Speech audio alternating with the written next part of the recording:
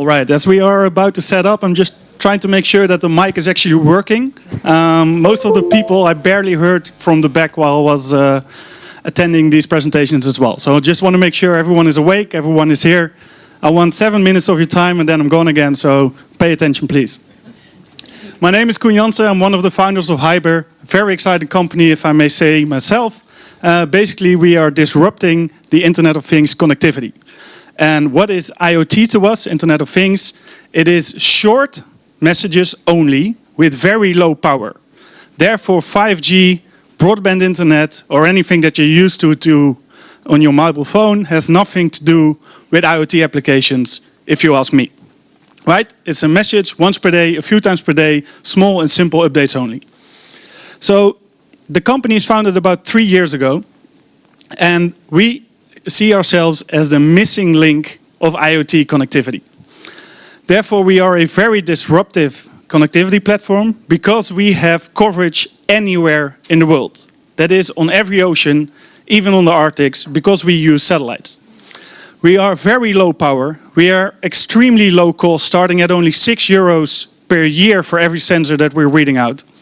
And with that, we are improving the lives and livelihoods of all people around the world.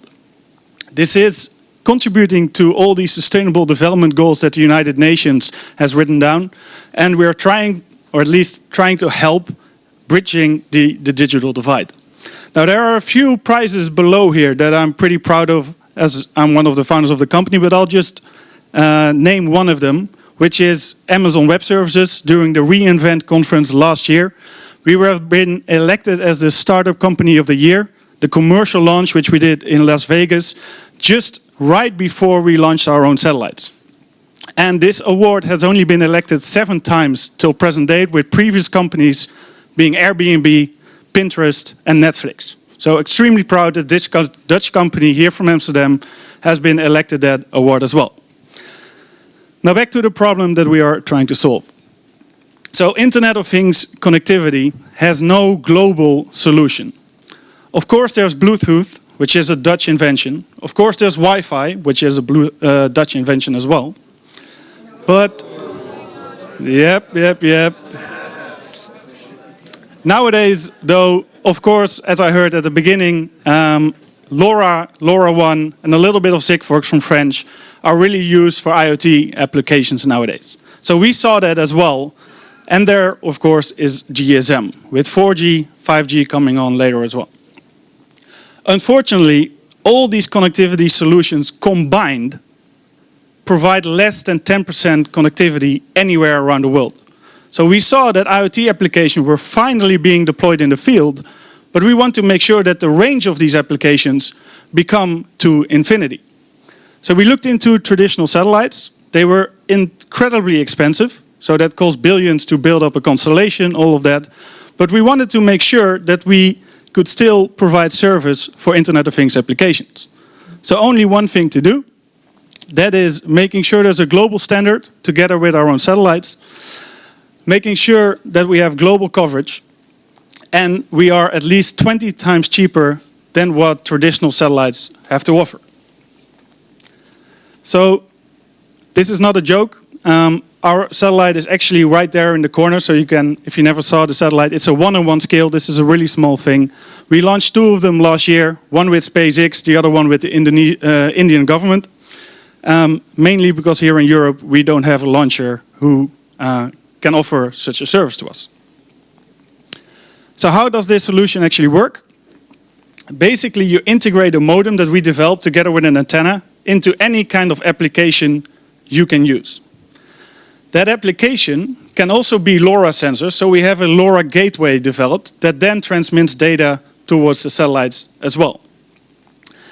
That modem knows when the satellite flies over, so it's basically in hibernation mode, it's sleeping all the time, extremely power efficient, and there comes our name from as well. So we are Hiber, because we hibernate, we are extremely power efficient. Although, as soon as the satellite flies over, it wakes up, transmits the data that's in the buffer state, goes back into sleep mode because it gets a message from the satellite as well, knowing when the next satellite will pass over again. Satellite flies around the Earth about 16 times per day.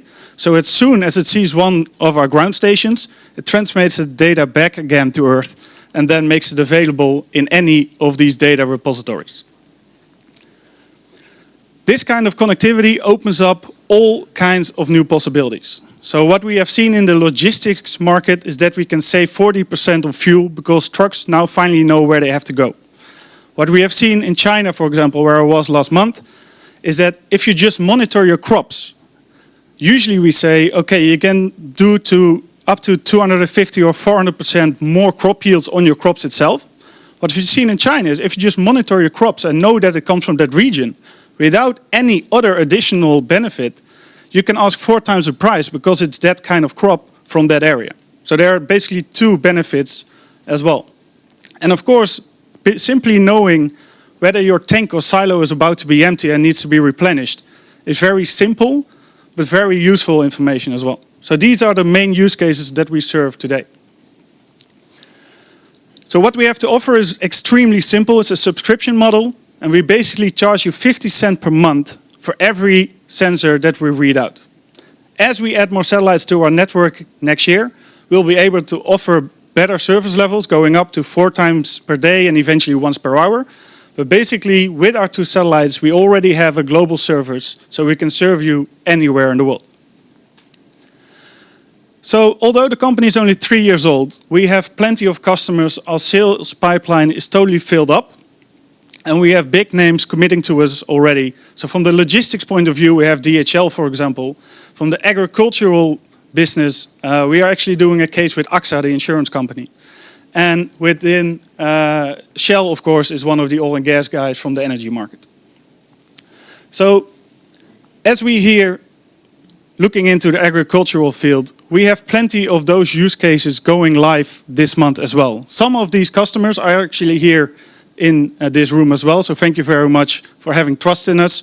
We're actually about to go live with these customers as well. So even though the food industry or agriculture is only one of the many verticals that we can serve, there are already plenty of applications only within this market.